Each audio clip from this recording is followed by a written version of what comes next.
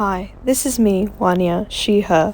Despite everyone's expectations, I have somehow managed to survive an entire term at self-catered accommodation, and I'm here to show you how. Our flat typically does a group shop on Tesco around once a week, so we just add what we want to the basket and then pay what we owe. It's just so much more convenient than having to go all the way to town and then lugging back these bags of groceries by bus. If you only need one or two things or you're in a rush, the Nisa on campus is quite great. It closes at 10 p.m, which is really convenient, and it has all your essentials like fruits, vegetables, milk, pasta. I would, however, recommend only going to Nisa if you absolutely have to though, because it's quite a bit more expensive.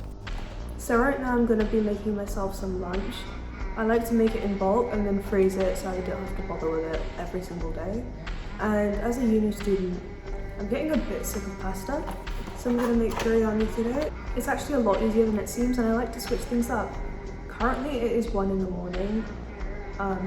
And I do like to cook when everyone's kind of out of the way, so I have the kitchen to myself. So let's get started.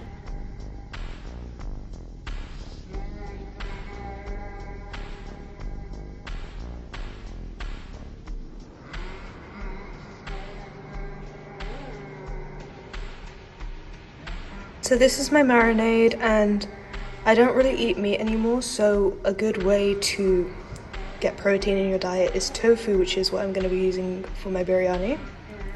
So right now I'm breaking up pieces of tofu to put in that marinade. I just think it tastes so much better if you break it up by hand than cutting it into like cubes. I don't know why, it just seems a bit more like organic to me.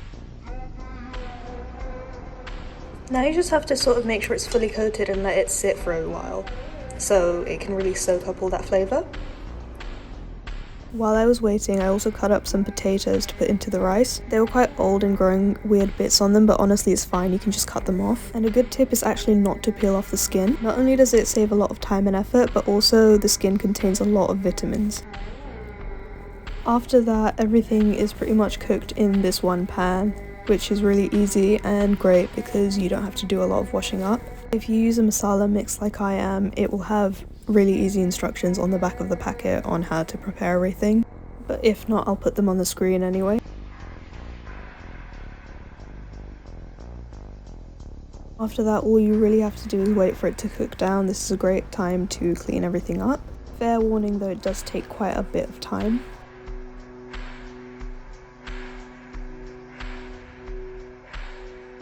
I'm finally done. It doesn't look amazing, but it does taste really good.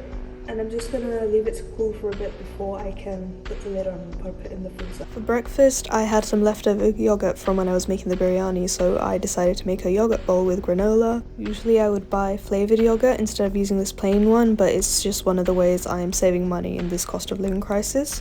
And then of course I had some instant coffee. If you're a coffee drinker, I would highly recommend buying your own coffee so you don't waste money at Starbucks. I was a bit peckish a few hours later, so I decided to have a healthy snack of an apple with some nuts, which is one of my favourite things in the world, especially with some cinnamon on top.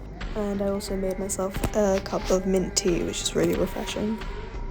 For lunch, I just made myself some instant oats because they're so quick and easy, but I wanted them to be a bit more interesting and get one of my 5 a day in, so I added a mashed banana. It took literally less than 5 minutes to prepare and it tastes so good. And me being extra, I decorated a little bit as well. Even though I live in a self-catered accommodation, one of the good things about my college is they offer a free weekly meal. I didn't go this week because I had made myself food previously, which you saw in the video, but it's a good way to socialise with your flatmates and get free food.